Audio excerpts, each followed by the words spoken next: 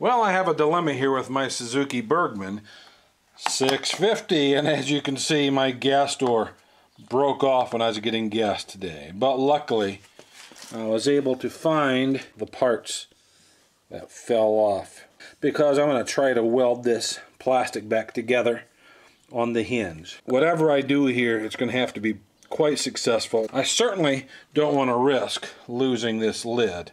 Now, first of all, we're going to have to take off these two screws, which is pretty straightforward, pretty easy. And the part number is right on the part for easy ordering, if that's the way I end up doing it. But for now, let's see if I can weld this. So here we are. Here's the parts we're going to try to weld together. Here's the pin that broke off, and luckily I was able to find another little piece of plastic that came off that I can use to fill in. And you may notice that this is POM plastic. And unfortunately, the only kind of plastic you can use to weld POM plastic is POM plastic. And I'm just using a very inexpensive 25-watt soldering iron. So the first thing I'm going to have to do is get a spot weld on that pin. So I'm holding the busted pin in place, at least I'm trying to, there. So I'm holding the busted pin in place, you can see the crack there. And I'm going to try to get a spot weld right on there.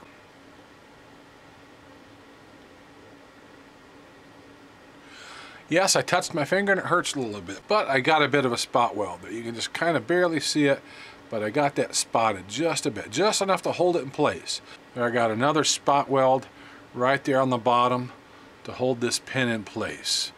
So now I can start welding a bit deeper and start adding some fill. And so I'm going to take that little chunk, I'm going to pick it up with the soldering iron, I'm going to add it right in there.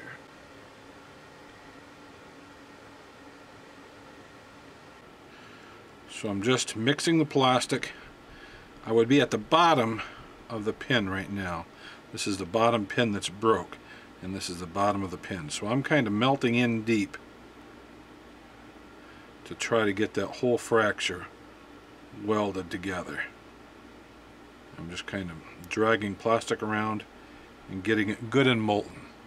I'm really letting the heat do the work. I'm not forcing anything, because I don't want this to lose its dimension at all. So you can see I've got the bottom of that pin pretty much welded in place. So let's work on this side some more. I'm going to drag some of the plastic around and just burn down deep in there. Gonna melt right in there. Yeah, this POM plastic seems to be welding quite nicely. I'm pretty satisfied with this so far. It doesn't get real liquid like some other plastics I've used. It kind of has the consistency of peanut butter, at least with this 25-watt soldering iron. So we've got that edge real good, and we've got the bottom real good. Like right here, we might need some more work right in this area. Okay, let's kind of melt some of this down. I'm going to burn deep in here, or melt deep in here, to get this weld really good. And it definitely looks like I'm going to have to use some filler. So now I'm going to take some fill material from the back side of this gusset. I don't think it's going to take much. So I'm just going to scoop a little bit out the back here. Got a big old blob there that ran down the side. So much for the part number. There, I've got that glob there, and I'm trying to get it melted into place. And hopefully this will be all the filler I need.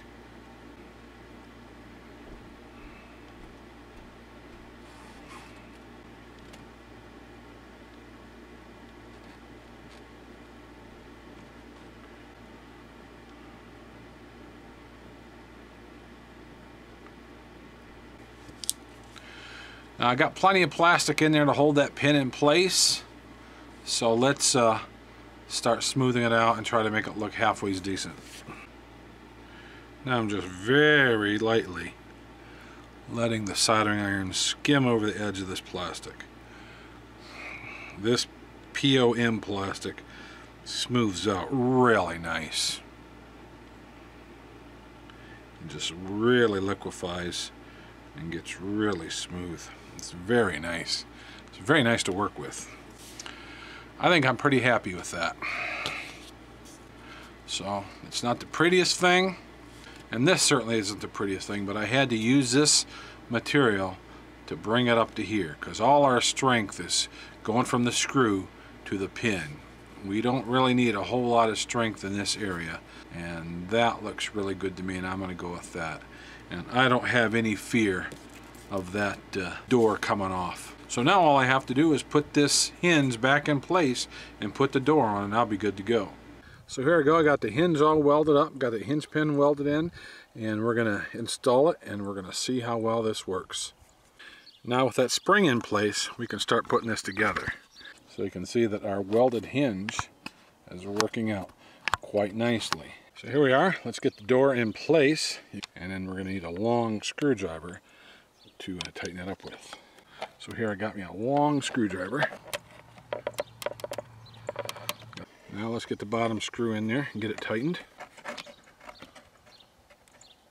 So there we go. I got the gas door fixed, and it didn't cost me a thing. So hopefully this video is helpful to some of you guys if you break off your gas lid or you break that hinge. So until next time, guys, I will catch you later.